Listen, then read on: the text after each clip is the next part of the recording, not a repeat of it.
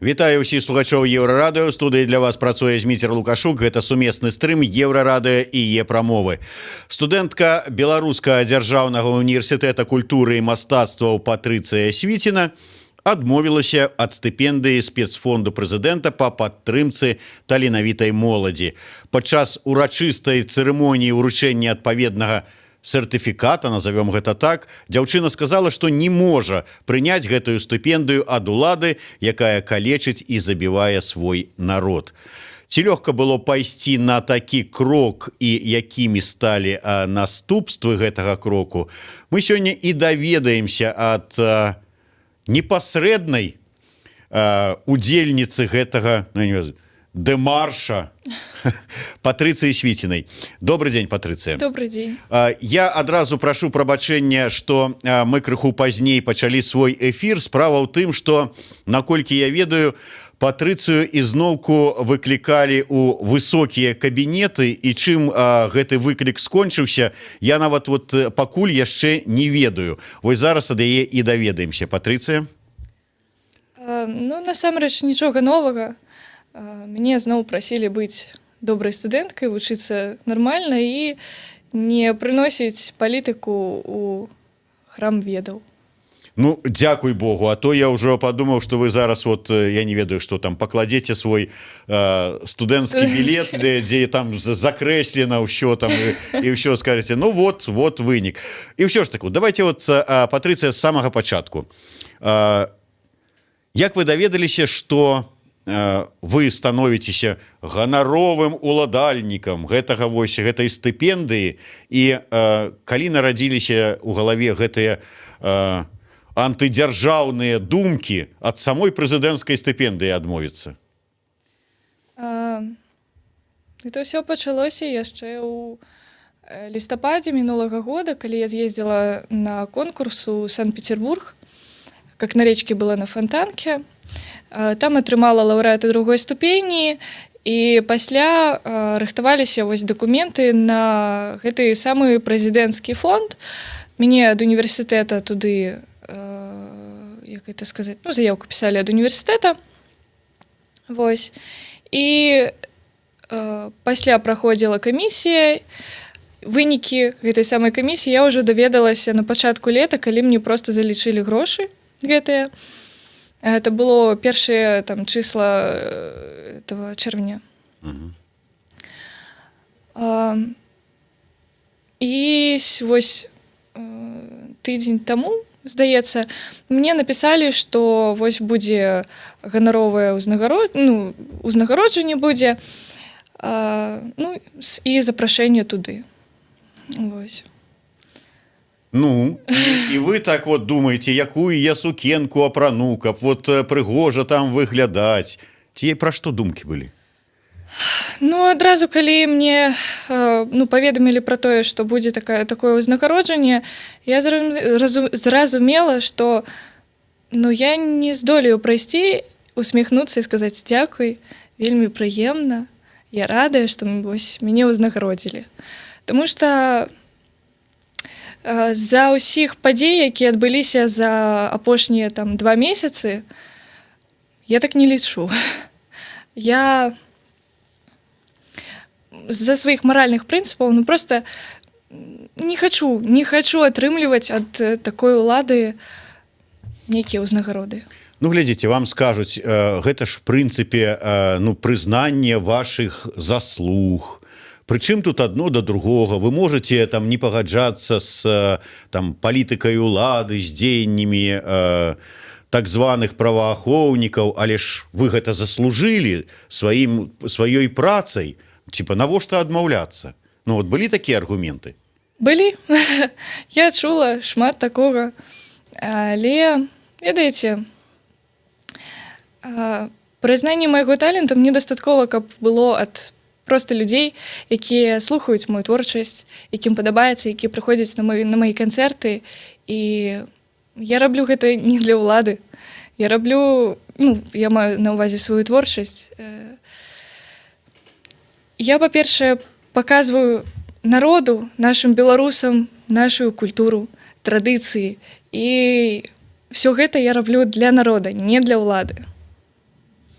Але тым не менш, вось глядзіце, гэта было зараз амаль 2 месяцы у краіне адбываецца тое, што адбываецца. Мы ведаем пра тыя выпадкі, калі людзям жорстка помсцяць за іх пазіцыю. Мы ведаем, што вот, скажем, той же самы Дзяніс Дудзінскі выказаў сваю пазіцыю, сышоў з Белдзяржтэлерадыёкампаніі. Праз колькі часу прыехалі, забралі з дома, асудзілі на 15 сутак, сказаўшы, гэта табе за вот тое, што ты вот тут учудзіў. Вот вы не разумелі, што можа быць, што вот так просто вот яны как бы так вот пожадаюць адпомсціць? Ведаеце, я ж не так спантанна, што прыйшла і вось вырашыла, што не буду браць. Я дагэтуль думала пра тое, які могуць быць наступствы. Думала, што можа быць адлічэнне, думала, што могуць забраць студэнцкую стыпендыю, што заўгодна. Але я ўжо дзесьці казала, што моя думка такая, што зараз не той час, калі трэба баяцца. Проста, разумееце, я магла гэта зрабіць ціха, я магла прыйсці проста там да адміністрацыі, сказаць, я не буду гэта браць. Але я зразумела, што зараз у нас ва універсітэце стараюцца рабіць выгляд, што нічога не адбываецца. Мы працягваем вучэбны працэс, мы вучымся, і нічога не адбываецца. Але гэта універсітэт культуры. Якая можа быць культура ў такім асяроддзі? Мы першыя павінны звяртаць на гэта ўвагу. І я вырашыла, што трэба гэта зрабіць публічна, каб паказаць астатнім студэнтам, каб паказаць адміністрацыі, што гэта адбываецца не дзесьці там, гэта адбываецца тут, у нашай краіне, і пра гэта трэба казаць. Ведаеце, наступствы ёсць, бо ва ўніверсітэце пачалі размаўляць пра гэта, пачалі размаўляць пра сітуацыю ў краіне. Як студэнты, так і адміністрацыя тая самая. Чакайце, вось пачалі размаўляць пра гэта і заўважылі тое, што адбываецца ў краіне пасля вашага ўчынку, а 1,5 месяцы не бачылі нічога, ці не гаварылі пра гэта? Стараліся маўчаць, стараліся не звяртаць на гэта ўвагі. Я разумею, можа быць, выкладчыкі, а студэнты, моладзь, яна ж няўрымслівая, яна ж не ўмее трымаць, як кажуць, язык за зубамі. Што, таксама? У нас вельмі шмат студэнтаў, якія проста баяцца. Яны маюць сваю пазіцыю, але яны баяцца. Для мяне гэта вельмі хвалюе.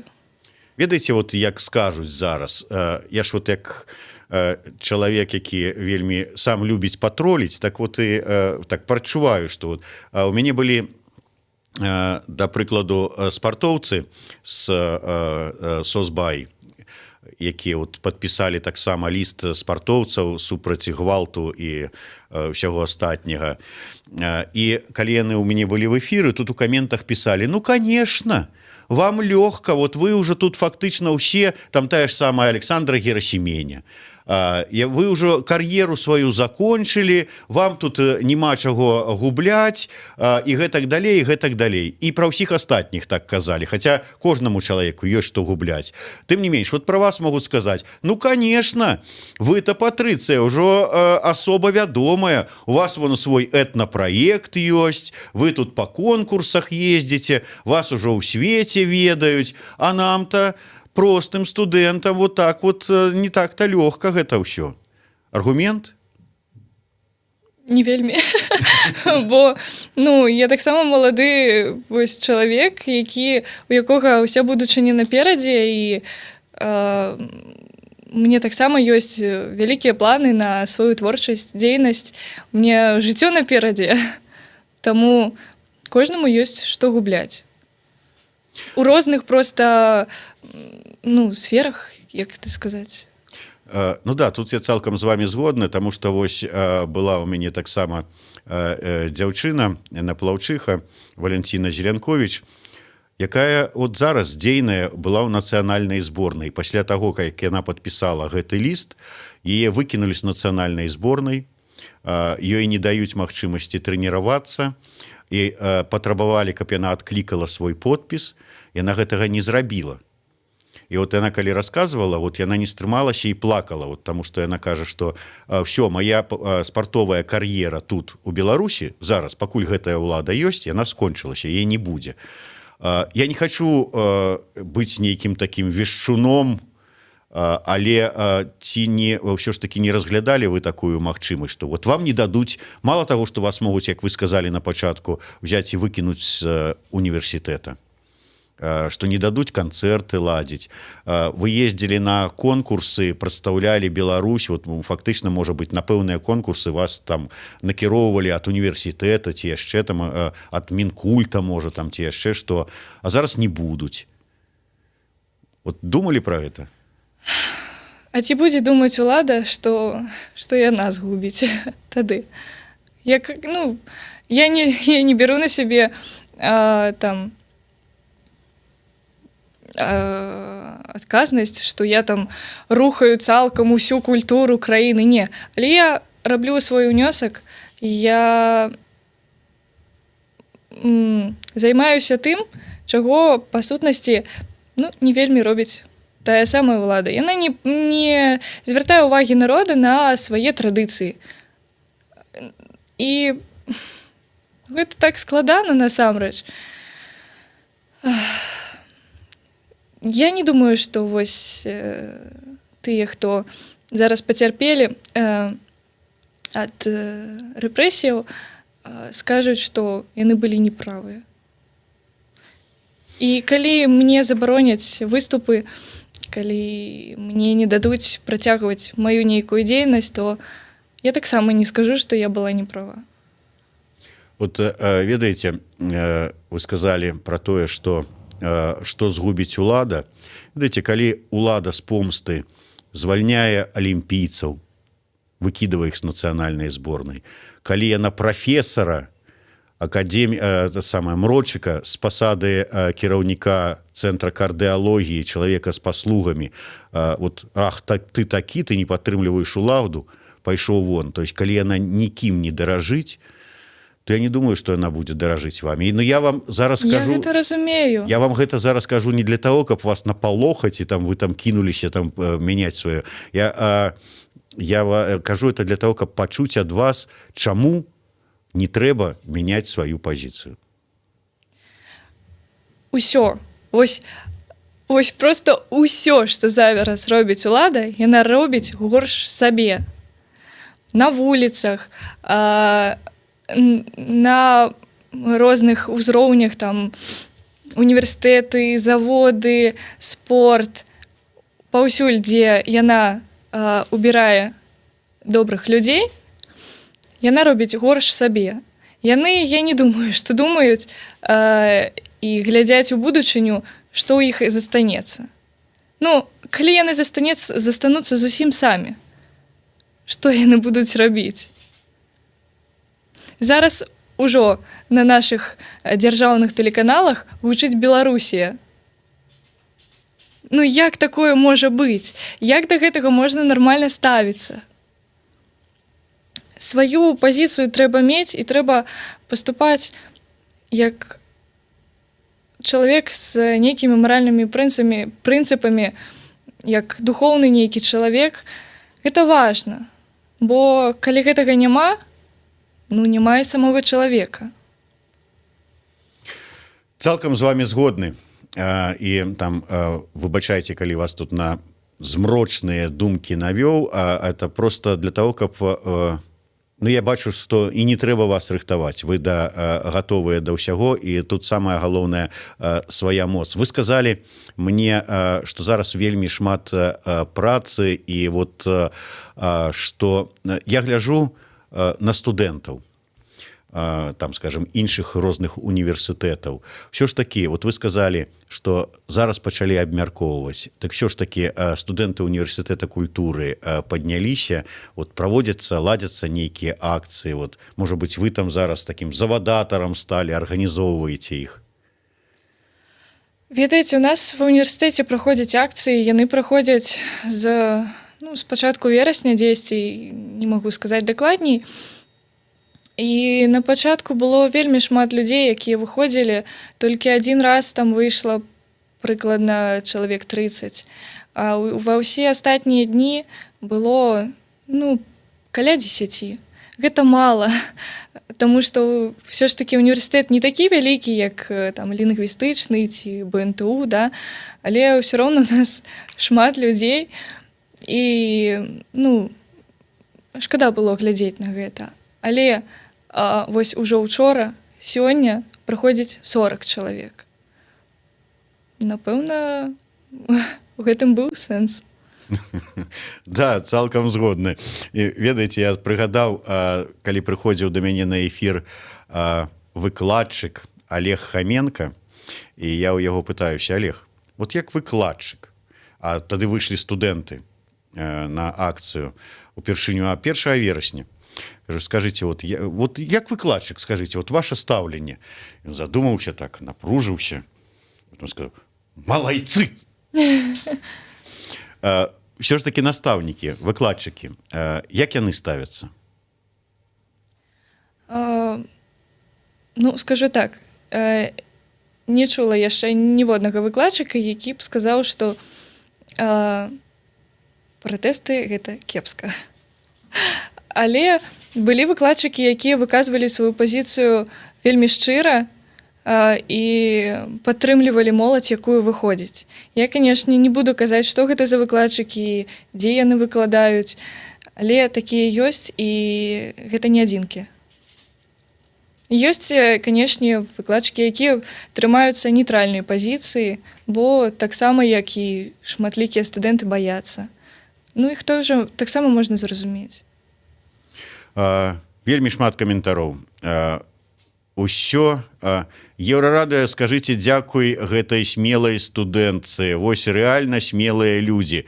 А то так, якая маладзец, на такіх патрыётах і робіцца нацыя. Разумнічка, абдымаю. Павел З. Дзяўчынка вельмі смелая. Дзякуй. Так.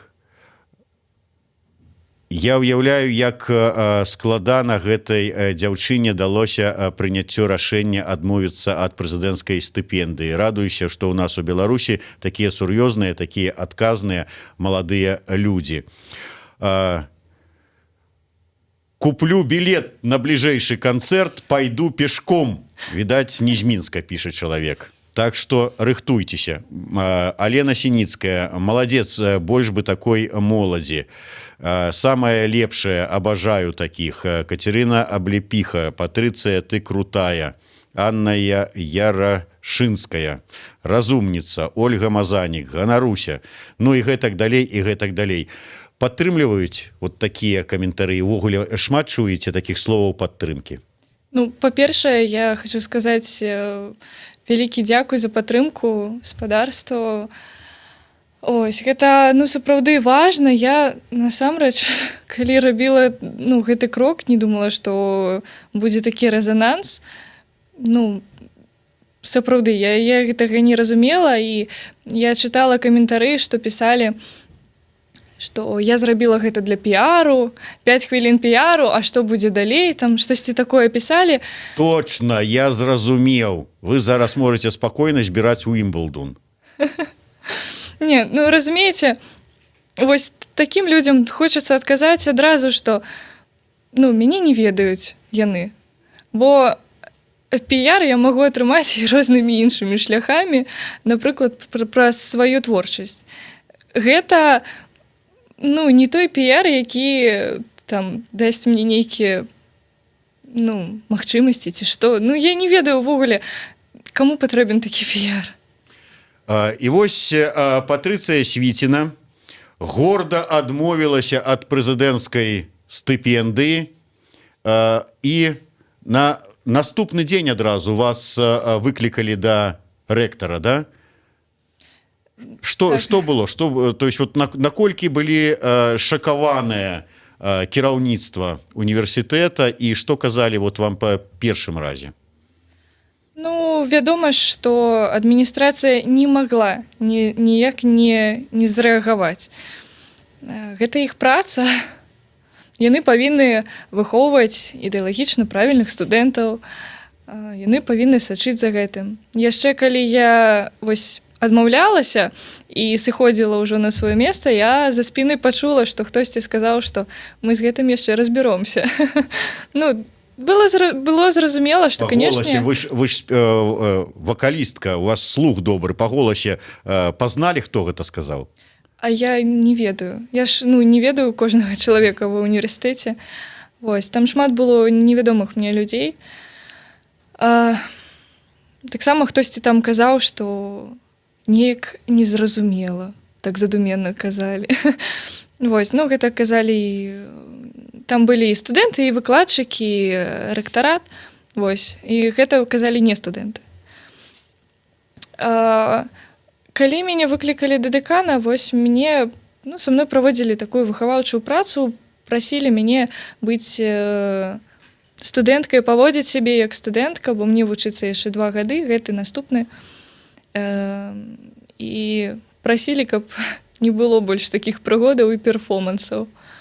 Слухайте, вот мне вот дзіўна так вось гэта слухаць. Вот заўчора у мяне в эфіры была дэпутатка Мінгарсавета Ольга Цісакова. Гэта адзіная дэпутатка з усяго дэпутацкага шматлікага корпусу Беларусі, якая сама попрасіла сваіх выбаршчыкаў, каб яны яе адклікалі. Ці як яна просто сказала на сустрэчы з выбаршчыкамі: людцы, забярыце мяне з гэтых дэпутатаў, я не магу там быць пасля таго, што тварылася тут вот 9 і далей жніўня. І от ёй, яна кажа, там сказалі, калі яна паспрабавала падняць пытанне у Менгарсавеце, каб дала ацэнку депутаты тому, что адбываецца ў Мінску. Ей сказали: депутаты палітыкай не займаюцца. Атрымліваецца, вот калі на вас это все праектаваць і на эту ситуацию, то падыход такі, что калі ты студэнт, гэта фактычна азначае, что ты просто палітыка павінна быць абыходзіць цябе бокам. Ну так, атрымліваецца, што калі ты студэнт, ты павінен толькі вучыцца і думаць толькі пра вучобу, як там пісаць канспекты і ўсё. Вось іншых думак, напэўна, не павінна быць. Ну, гэта неправільна. Все маладыя людзі павінны мець нейкую сваю пазіцыю і ўмець яе абараняць. Слухайте, Патрыцыя, тут просто, я не ведаю, прапанова не ведаю, ці як можна адмовіцца. Кіберпанк Вайт піша: прыгожая дзяўчына, я закахаўся. Ну, справа-то не толькі што прыгожая, не толькі што таленавітая, але і са сваёй грамадзянскай пазіцыяй. Як вы лічыце, вот все ж такі тое, што адбываецца, як вы ўвогуле цікавіліся палітыкай да гэтага?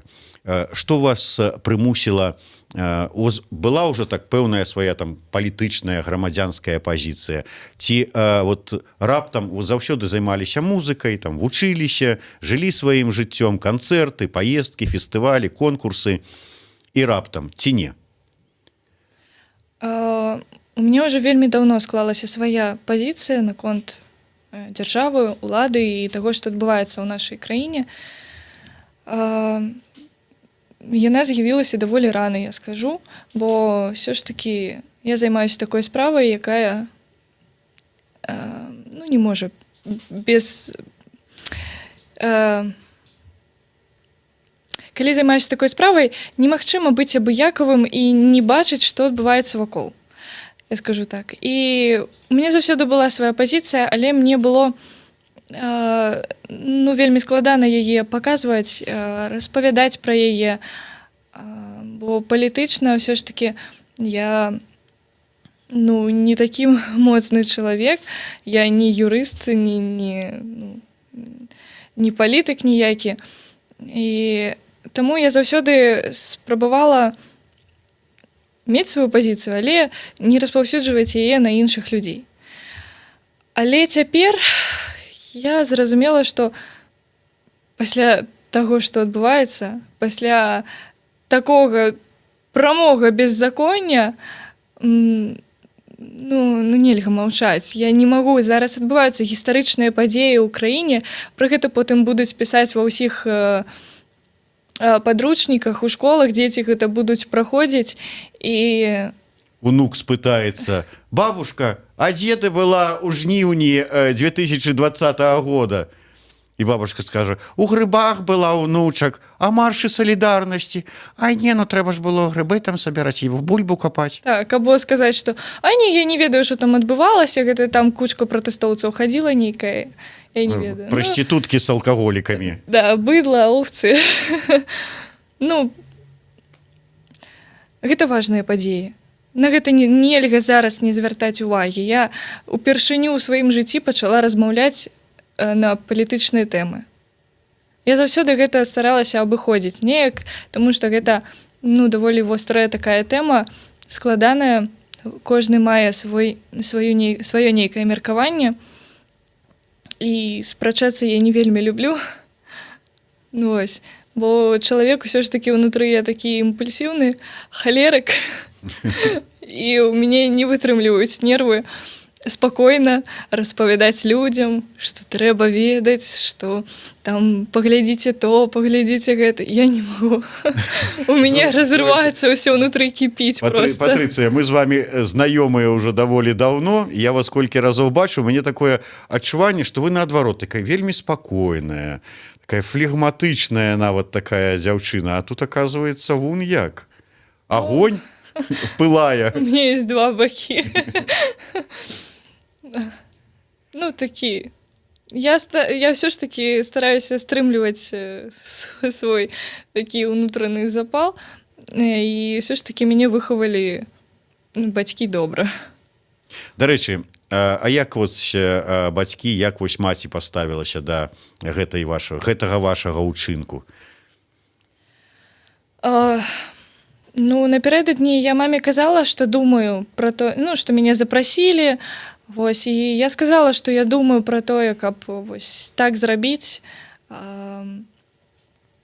І яна сказала, што гэта твая пазіцыя, калі хочаш так зрабіць, зрабі. Але пасля ўжо, калі гэта адбылося, яна мне сказала шчыра, што не думала, што ты на гэта пойдзеш. Чаму? Бо я такі чалавек па жыцці з самых малых гадоў, які ўсё вельмі добра прадумвае, ніколі не лезу там на ражон. І яна не думала, што я здолею вось так зрабіць, бо ўсё ж такі там сядзелі і дэканы, і выканаўца абавязкаў рэктара сама давала мне гэты дыплом. Яе я ўвогуле не ведаю, яна толькі-толькі прыйшла да нас, мы ўвогуле не чулі яе ніколі, я не ведаю яе пазіцыі. Таму вот столькі такіх момантаў, з якіх мама зрабіла выснову, што я, напэўна, не зраблю гэтага. А вось і мама нават не чакала ад вас такога. Я глядзеў гэтае відэо, і вам пляскалі у ладкі ваши аднакурснікі, не аднакурснікі, студэнты. Вы чакалі, што вас там адразу... Я ж так разумею, што яны не ведалі, што вы зараз збіраеце ўчыніць. І так адрэагавалі на ваш учынак. Вы чакалі такой рэакцыі? І а не было такой думкі, і ўсе зараз вот так будуць на мяне зло глядзець, што вот она такая? Вось я, як казала, я ўсё прадумвала, як што можа быць. Думала, што ўвогуле мне могуць сказаць, што ідзі, дзяўчынка, сядзі і маўчы. Не дадуць сказаць да канца. Я думала, што магу просто пайсці ў поўнай цішыні, магу ісці, і мне ў спіну будуць казаць усялякія не вельмі прыемныя рэчы для мяне. Я была гатовая да гэтага. Бо я разумею, што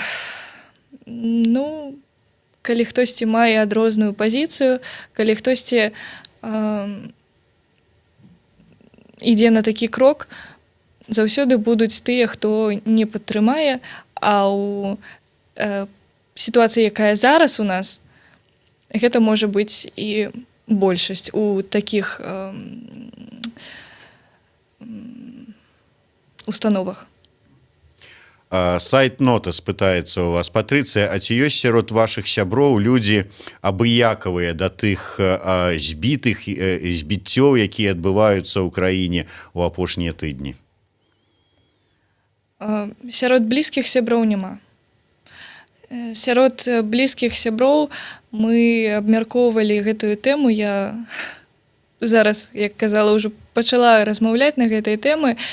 Для мяне важна, каб мае людзі ў маім асяроддзі разумелі, што адбываецца. Калі хтосьці на пачатку яшчэ ў жніўні не ведаў, што робіцца, я старалася паказваць нейкія матэрыялы.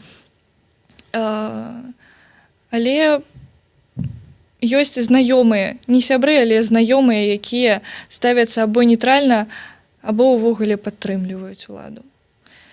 І гэта даведацца было вельмі балюча. Я зараз пачынаю проста разумець, хто вакол мяне, што за людзі, таму што ў звычайным жыцці, калі ўсё спакойна, калі не размаўляеш на такія тэмы, добры чалавек, прыемна там размаўляць. Але калі ты разумееш, што ў гэтага чалавека ў галаве, як ён ставіцца да жыцця, да краіны, ужо становіцца складана добра сябраваць, размаўляць з такімі людзьмі.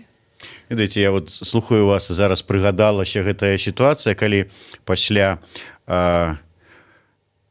анексіі Крыма ў 2014 годзе нават сярод беларускіх дзяўчатак, такі жарт не жарт, але вельмі сур'ёзная сапраўды справа, калі вот яны казалі, калі падыходзіць у кавярні якой-небудзь там хлопец знаёміцца, я яго пытаюся адразу, каб ён адказаў на пытанне, чый Крым.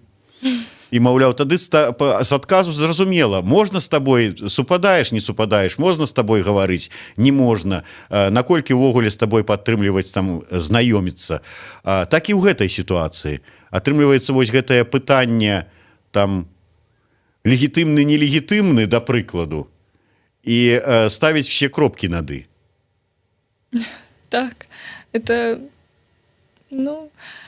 правда, таму што, ведаеце, тут справа не толькі ў тым, што там падтрымліваеш уладу ці не падтрымліваеш, да, ці ходзіш там на пратэсты ці не. Гэта не настолькі такое прямое пытанне, бо за гэтым стаіць духоўнасць чалавека, яго погляд на свет. І з гэтага ты робіш ужо высновы, ці хочацца табе мець справу з такім чалавекам.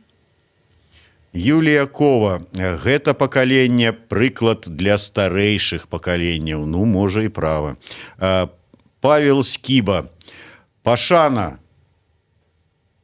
Малая чамусьці напісаў, можа ведае вас, ці вы не ведаеце. Так, Павел Скіба, трымайце дыстанцыю, будьце больш паважнымі. Нізкі паклон вашым бацькам, яны вырасцілі выдатнага чалавека. І ўсё такое. Вельмі, вельмі шмат добрых словаў. Патрыцыя, вот вы узгадалі тое, што у вас здаўна ёсць свая такая грамадзянская пазіцыя. Нездарма вы заснавалі свой этнафолк гурт, там, ці як праект свой. Вы вельмі любіце фальклор беларускі. Вы, все, што звязана з нацыянальнай беларускай традыцыяй, сімволікай, усім астатнім, гэта ваша. Я гэта ведаю. Але, скажем, год таму яшчэ вы маглі сабе ўявіць такое, што фактычна там большая палова Беларусі, фактычна ўвесь Мінск будзе хадзіць з бел-чырвона-белымі сцягамі, а дзеці у дварах спальных раёнах на пляцоўках будуць бегаць і крычаць «Жыве Беларусь». Я скажу, што я не магла гэтага ўявіць яшчэ ўвесну. Ну, таму што там пачыналася ўжо гэтая прадвыбарчая кампанія, так, я сачыла за тым, што адбываецца, і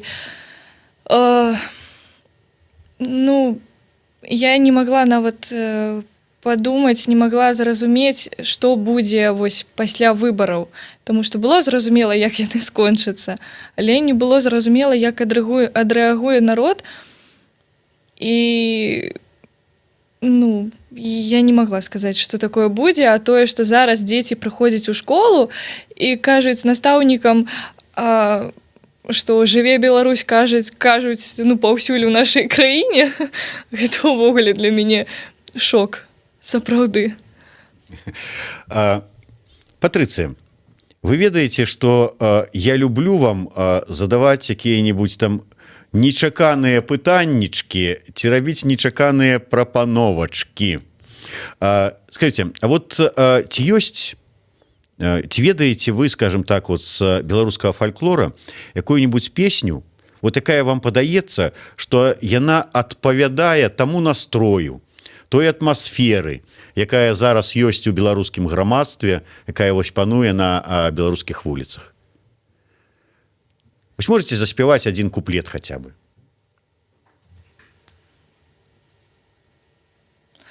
Ведаеце, я скажу, што насамрэч кожная беларуская песня, вось просто кожная, з кожнага абрада, ці пазаабрадавая, ці нават сямейна абрадавая, яна кожная мае ну, не прамы сэнс, які адносіцца да сённяшніх абставін, але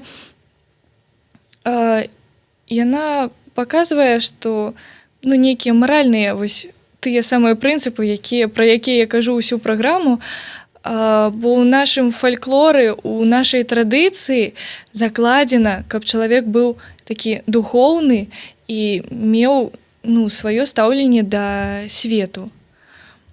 А калі вось праспяваць нейкую канкрэтную песню, напэўна, ну, калі ўжо з такім прамым сэнсам, то гэта рэкруцкая песня. Тут уже вам раяць альбо купалінку, альбо 3 чарапахі, але давайте рэкруцкай песні. Давайте вот буквально один абзац. Развивайся, зеленый дубочек, завтра мороз будет. Собирайся, молодый мулуйчик, завтра набор будет. Собирайся, молодый мулуйчик, завтра набор будет. Я морозов, да я не боюсь, завтра заўюся. Як я сяду на сівога коня, так усім склонюся. Як я сяду на сівога коня, так усім склонюся. Покрапляйте на дорожечку, чтобы не пылила. Развожайте мою мамочку, чтобы не жалела. Развожайте мою мамочку, чтобы не жалела. Патрыцыя Свіціна. Дзякуй вялікі, Патрыцыя, і за вашу пазіцыю, і за вашы спевы, і за ўвогуле за тое, што вы такая таленавітая і прыгожая. Патрыцыя Свіціна, Зміцер Лукашук, сумесны стрым, Еўрарадыё і Е-прамова. Слухайце і глядзіце нас, беражыце сябе.